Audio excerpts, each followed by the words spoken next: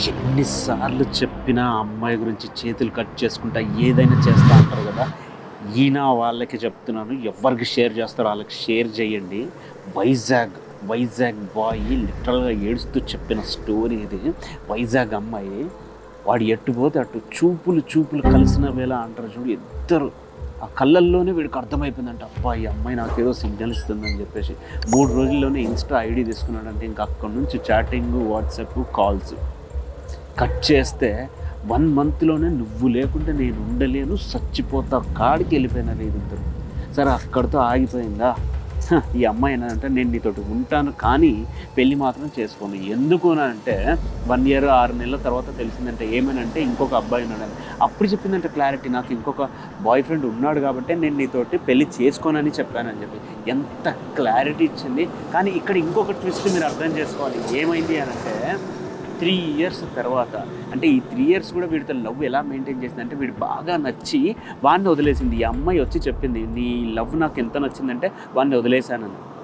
3 years తర్వాత వైజాగ్ నుంచి అమ్మాయి హైదరాబాద్ మూవ్ అయిపోయింది. అక్కడితో కట్ చేస్తే హాస్టల్లో ఉంటుంది. ఎంత అడిగినా హాస్టల్ డీటెయిల్స్ చెప్పలేదు కానీ వాడితో మాత్రం ప్రేమగానే మాట్లాడి, అమ్మాయి బర్త్డే వస్తుందని 10,000 దాచిపెట్టుకొని అమ్మాయికి ఏమైనా గిఫ్ట్ కొనిద్దాం, ఏదో ఊరికే అడుగుతారు కదా 1 డే బిఫోర్, బేబీ నీకు ఏం కావాలి అని అంటే ఎక్స్పెక్ట్ ద ఆన్సర్.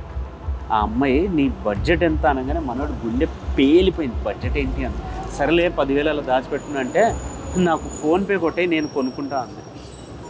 వీడు ఎర్రినా పుష్పం పంపించేశాడు. అంతే కథం. అమౌంట్ తీసుకుంది. ఇంకా బర్త్డే 12 గంటలకు కాల్ చేస్తూ ఉంటే లిఫ్ట్ చేయదు, స్విచ్ ఆఫ్.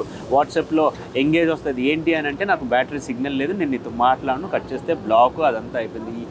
ఈ మ్యాటరు మనోడికి లేటర్ తెలిసింది. ఏంటి అని అంటే, ఆ అమ్మాయి ఎవడైతే వద్దనుకుందో మళ్ళీ వానితోటి వెళ్ళిపోయింది. ఇప్పుడు వానితోటి అంటదంట, వానితోటి ఈ 3 ఇయర్స్ కూడా నేను ఎందుకు క్లోజ్గా ఉన్నానంటే, వాడు నా గురించి చేతులు కోసుకుంటాడు, ఊకే పిచ్చి పిచ్చిగా లెక్కలు చేస్తాడు, వాడంటే నాకు భయము, ఏం చేసుకుంటాడు అని ఇన్ని సంవత్సరాలు ఉన్నాను. కానీ నేను మూమెంట్ గురించి వెయిట్ చేస్తున్నా విడిపోవడానికి.